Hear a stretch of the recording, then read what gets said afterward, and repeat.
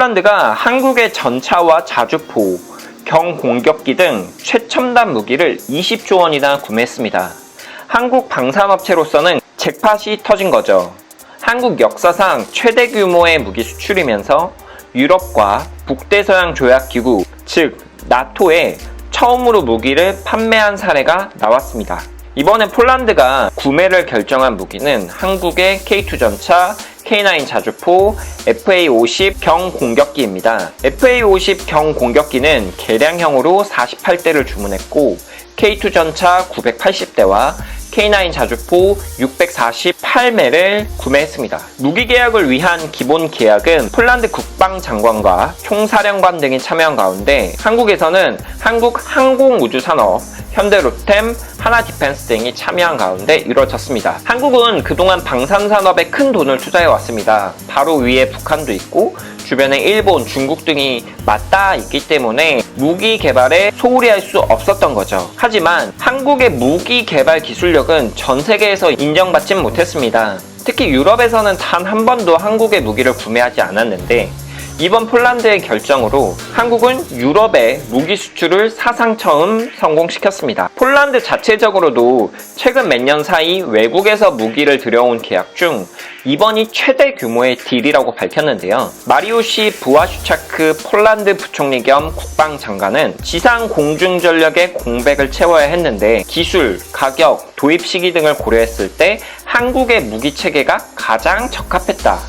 또 K9 자주포의 경우 기술력을 인정받고 있어 빠른 도입을 결정했다고 말했습니다. 폴란드는 이번 무기계약 체결과 함께 국방비를 GDP의 2.2%에서 3% 이상으로 증액하는 방안을 추진 중입니다. 평화로울 것만 같은 폴란드에선 왜 국방력을 증가시키려는 걸까요? 사실 폴란드는 역사적으로 전쟁의 최전선에 서 있는 나라였습니다. 지리적으로 우크라이나와 국경을 맞대고 있고 서방 유럽 국가 중에서는 러시아와 가장 가까운 나라 중 하나로 항상 분쟁이 일어나는 지역이었습니다. 주변국 벨라루스와도 국경을 맞대고 있는데 이 벨라루스라는 나라는 러시아와 아주 친밀한 맹방입니다.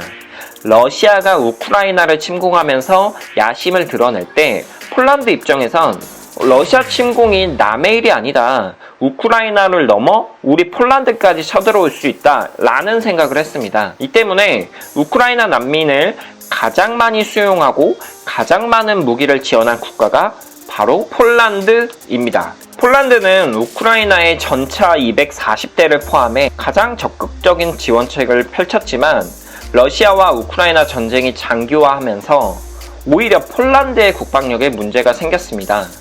대량의 무기가 한순간에 빠져나갔는데 한국과 같이 제조업이 발달하지도 않았기 때문에 그 비워진 무기를 바로 채울 수도 없었던 거죠. 동맹국인 독일과 협상을 통해서 무기를 들어오려고 했는데 절차가 지연되면서 한국에서 그냥 바로 수입을 해온 그런 결과가 만들어졌습니다. 20조 원 규모의 계약이 체결됐다고 좋아만 해서는 안 된다는 시각도 있습니다.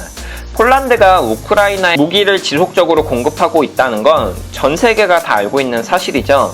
그런데 이번에 한국에서 수입한 무기를 자국 방어가 아닌 우크라이나 지원에 사용하면 상황이 골치 아파질 수도 있습니다. 한국은 러시아 우크라이나 전쟁에서 한 발짝 떨어져 지켜보고 있는 중립국의 입장인데 한국산 무기가 러시아 군인을 저격해서 살해한다면 이에 대한 반감, 러시아의 반감이 커지겠죠. 최악의 상황에선 전쟁의 화살이 한국으로까지 번질 수 있는 것입니다. 언론을 보면 이에 대한 문제 제기는 많지 않고요. 하지만 우리 국방부와 외교부 등은 이 가능성을 놓치지 않고 만발의 준비를 해야 되지 않을까 싶습니다.